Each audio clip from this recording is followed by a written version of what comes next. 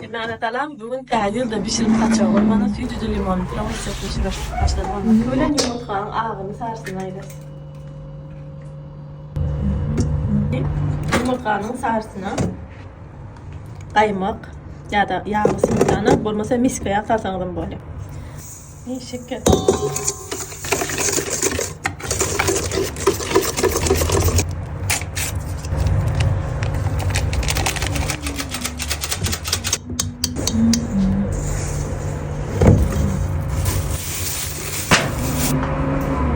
Yumurtkanın ağını buraya şekerleyin.